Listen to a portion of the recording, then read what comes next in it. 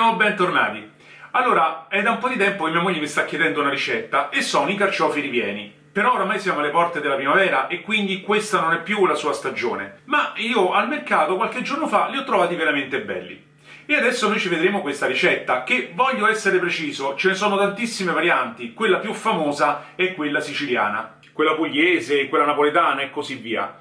Diciamo che quella che farò oggi sarà un po' quella romana, visto che all'interno del ripieno ci metterò il pecorino romano. E allora ci vediamo ingredienti ricetta. Come al solito durante il video vi darò qualche piccolo consiglio. Quello però più importante è quello di iscrivervi al canale e cliccando la campanella lì sotto rimarrete aggiornati sulle mie prossime ricette. E allora, vediamoci il video e noi ci risentiremo alla prossima ricetta. Un bacione!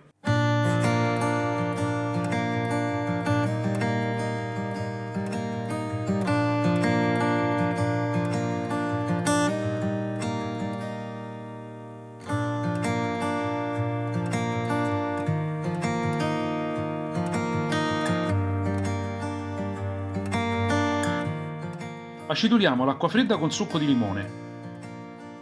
Poi iniziamo a pulire i carciofi togliendo le foglie più esterne, tagliando le punte e togliendo nella parte centrale la peluria. Tagliate il gambo, pulite il fondello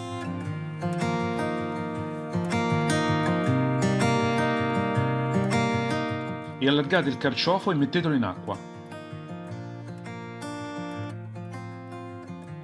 Pulite anche il gambo togliendo la parte più legnosa.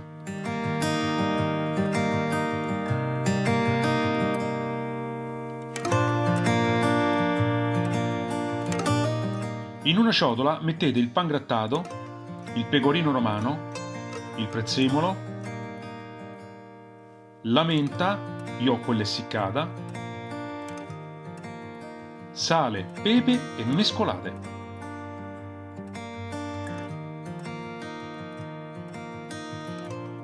Schiacciate uno spicchio d'aglio e aggiungete al composto ben oliato.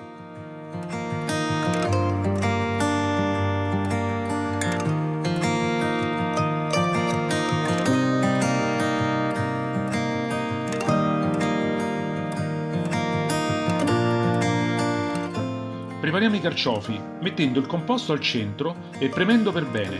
Ricopriamo tutta la superficie e continuiamo così anche con gli altri.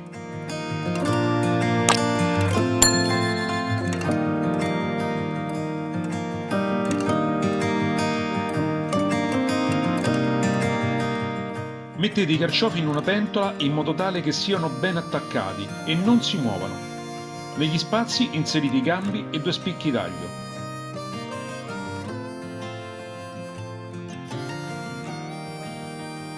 Condite con un filo d'olio e spolverate con prezzemolo e menta.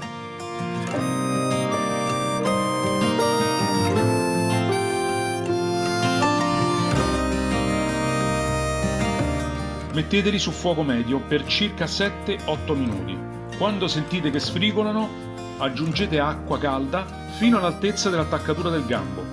Coprite e cuocete per altri 30 minuti. Provate con una forchetta o un coltello se sono cotti. Se affonda facilmente, ci siamo. Gustatevi ora questa delizia, veramente un piatto da re. Buon appetito!